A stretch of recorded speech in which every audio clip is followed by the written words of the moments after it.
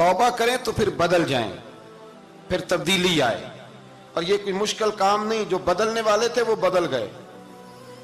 बड़ा कुछ करते थे पर फिर वो लोग बदल गए। हजरत फुजाला रदी अल्लाह ताला अन्हु कहते हैं कि मैं बड़ा दिलदादा था औरतों का,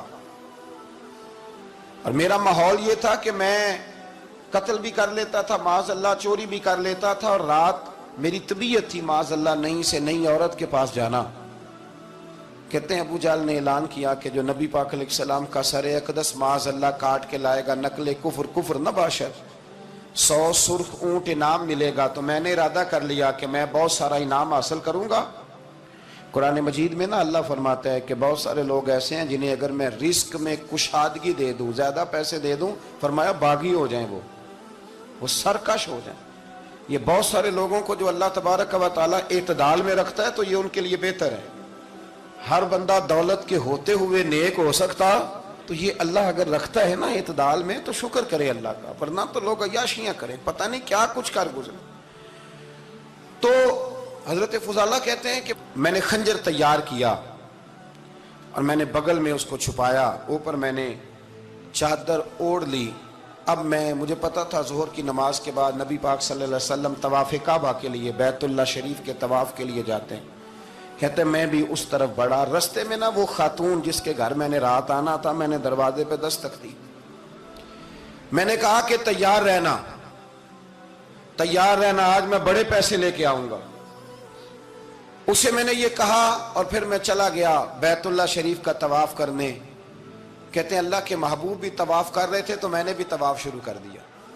इरादा ये था कि जहां नबी पाक अलैहिस्सलाम मेरे करीब से गुजरेंगे तो मौका पाकर मैं हुजूर के जिस्म अक़दस पर खंजर खोप दूंगा और माज़अल्लाह शहीद कर दूंगा।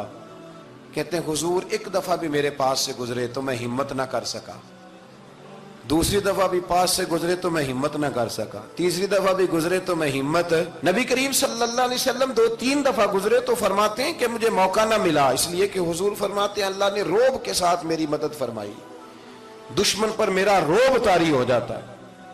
फरमाते हैं जब चक्कर पूरे हो गए तो महबूब करीम ना छठे चक्कर पे फरमाने लगे फुजाला चक्कर एक रह गया है, बेखबर हो जो गुलामों से वो आका क्या है, एक फेरा रह गया। कहते तवाफ मुकम्मल हो गया तो महबूब मेरे करीब आए, फरमाया वो काम करते क्यों नहीं जिसके लिए आए थे। मैंने अर्ज की या रसूलल्लाह कौन सा काम, कैसा काम? अंदर तो चोर था ना, बांझ फकीरों किसे नहीं मारिया, ए हुई चोर अंदर दा, अंदर चोर था ना।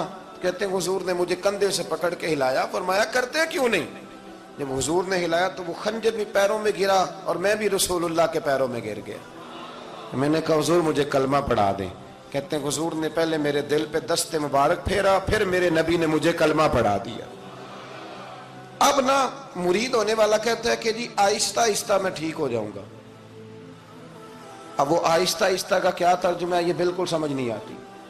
भाई किसी बंदे से 5 लाख रुपया लेना है तो उससे वो कहता है जी मैं आहिस्ता आहिस्ता दूंगा, 500 रुपया दे दिया करूंगा रोज का, तो कहते हैं मेरी रकम खराब होती है, पूरे दो।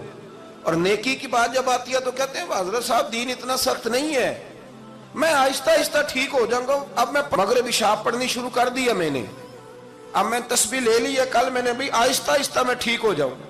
यानी रकम लेनी हो तो वो आहिस्ता आहिस्ता कबूल नहीं है। लेकिन और मकान की रजिस्ट्री अगर करानी हो तो मालिक मकान कहेगा आहिस्ता आहिस्ता करा लो, कहते हैं पैसे पूरे दिए, सवेरे चल और बयान दे।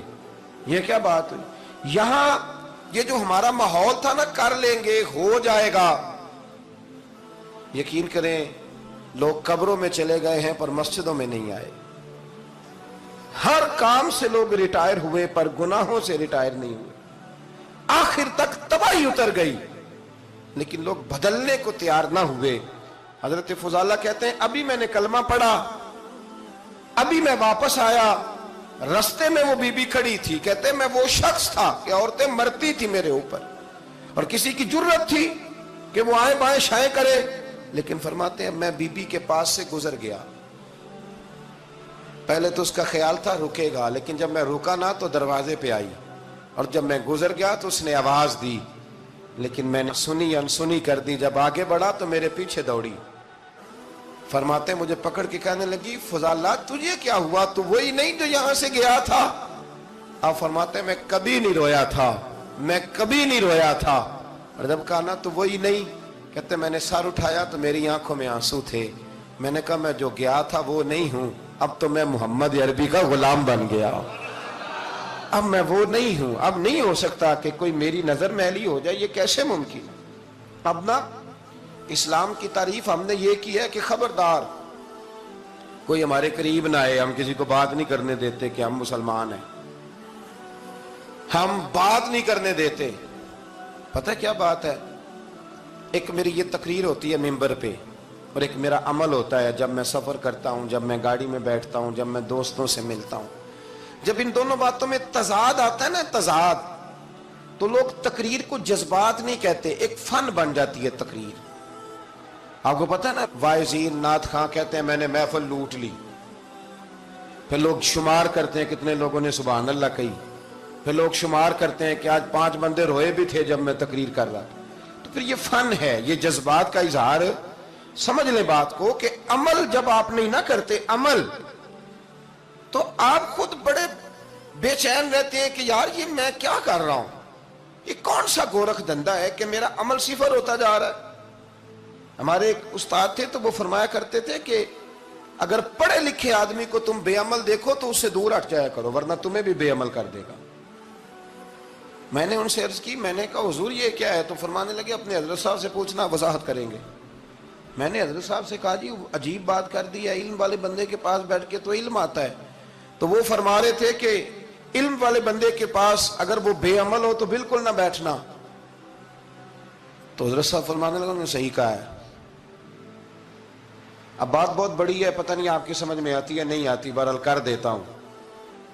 پڑھا لکھا بندہ اگر بے عمل ہو تو اس کے پاس، تو میں نے کہا حضور کیوں؟ فرمانے لگے اس لیے کہ وہ اپنی بے عملی پر بھی دلائل دے گا، وہ بے عملی پر بھی دلیلیں قائم کرے گا کہ یہ وجہ ہے تو اس لیے میں ایسے کر رہا ہوں۔ تو چونکہ وہ بے عمل ہے اور ہے پڑھا لکھا، نبی کریم صلی اللہ علیہ وسلم کے غلام نہ پل بھر میں بدل جاتے تھے۔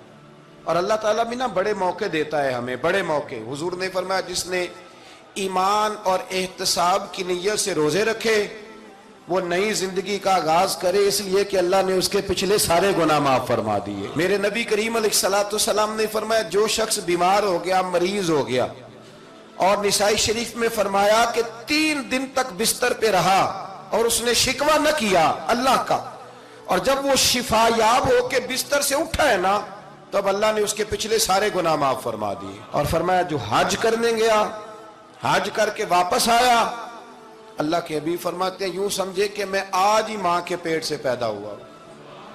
بڑے موقع اللہ نے دیے، بڑے موقع، بڑے سارے موقع عطا فرمائے کہ میں تیرے پچھلے گناہ معاف کر دوں گا، تو بھی تو نئی زندگی کا آغاز کرنا، تو بھی تو شروع کرنا نئے سرے سے، تو بھی تو بدل کے آنا، تو بھی تو اپنے اندر تبدیلی پیدا کرنا۔